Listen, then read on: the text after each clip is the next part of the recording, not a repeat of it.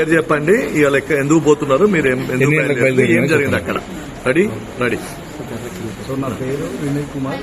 నేను సన్సిటీలో శ్రీ చైతన్య స్కూల్లో ఫిజిక్స్ టీచర్గా పనిచేస్తున్నాను. గట్టిగా అయితే ఈరోజు మార్నింగ్ 5 o'clock బయలుదేరినాం. ఇక్కడ కాంటూర్ నుంచి 5 o'clock బయలుదేరినాం. మా బస్సు డ్రైవర్ కూడా నార్మల్ స్పీడ్లోనే వెళ్తున్నాడు. మన కూడా దాటిన తర్వాత ఇంద్రారెడ్డి నగర్ ఉంటుంది కదా, అక్కడికి రాగానే టిప్పర్ డ్రైవర్ ఆపోజిట్లో వచ్చి డ్రైవర్ సైడ్ నుంచి మొత్తం క్రాష్ చేసి చాలా ఓవర్ స్పీడ్లో ఉంది. మా బస్సు ఇప్పుడు కిందికి దిగడానికి కూడా రోడ్ చిన్నగా ఉంది. ఆ పక్కకు దిగినా కూడా మళ్ళీ బస్సు అంతా కూడా గుంతలోకి వెళ్ళిపోయే ఛాన్స్ ఉంది. కాబట్టి డ్రైవర్ అప్పటికి కూడా ట్రై చేసి మార్నింగ్ అంత హై స్పీడ్లో లేడు, మరి అట్లా స్లో కూడా లేడు, నార్మల్ స్పీడ్లోనే వెళ్తున్నాడు. కానీ ఇప్పుడు టిప్పర్ డ్రైవర్ కూడా చాలా స్పీడ్లో వచ్చి కొట్టేసి ఆ వెనకాల ఉన్నప్పుడు వేరే వాళ్ళు ఉంటారు కదా, టిప్పర్ వెనక వచ్చేవాళ్ళు, వాళ్ళు కూడా అన్నారు యాక్సిడెంట్ అయిన తర్వాత ఎప్పటి నుంచో ముందు నుంచి కూడా చేవేళ్ల నుంచి కూడా స్పీడ్గానే వస్తున్నాడంట. మోస్ట్లీ కారణం అయితే ఆయననే.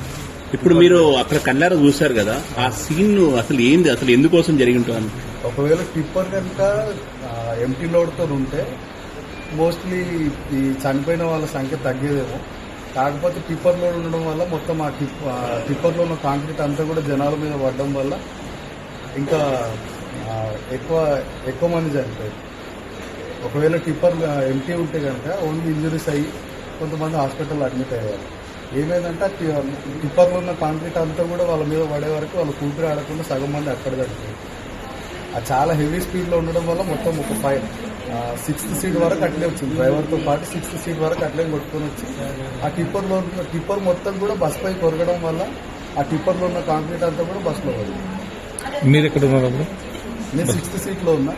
నా పక్కన లెఫ్ట్ సైడ్ రైట్ సైడ్లో డ్రైవర్ వెనకాలే ఉన్నా 6th సీట్లో. నా పక్కన ఉన్న ఆయన చనిపోయింది. ఇప్పుడు ముగ్గురు అక్కజల్లు అని చెప్తున్నారు కదా, ఆ ముగ్గురు అక్కజల్లు కూడా నా ముందు సీట్లోనే ఉంది. పాపం తను కూడా మార్నింగ్ ఒక 10 minutes లేట్ వచ్చింది బస్సు. ఒకవేళ 10 నిమిషాల ముందు వస్తే తన బతికేదే. అంటే ఇంకోటి రోడ్డు విషయం అందరూ అంటారు కదా, రోడ్డు సక్రమంగా లేకపోవడం వల్లనే ఎక్కువగా జరుగుతుందంట. అది కూడా ఒక కారణమే. కాకపోతే ఈ సమయంలో మనం ఇది మాట్లాడుకున్న తర్వాత మళ్ళీ దాని గురించి పట్టించుకోకపోవడం కాదు కదా. ఇప్పుడు యాక్సిడెంట్లు అయినప్పుడే రోడ్ల గురించి మాట్లాడి కంకర్ మీ పైన కూడా పడ్డదా?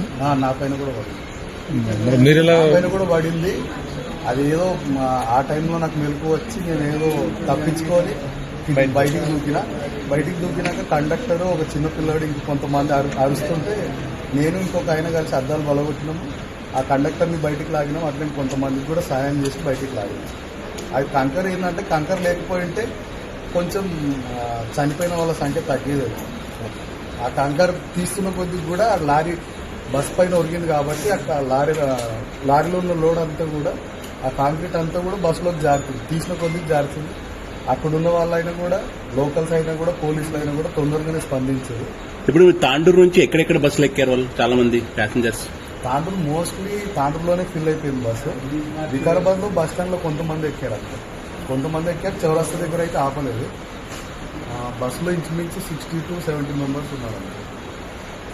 అంతే హై కెపాసిటీ కూడా ఏం లేదు.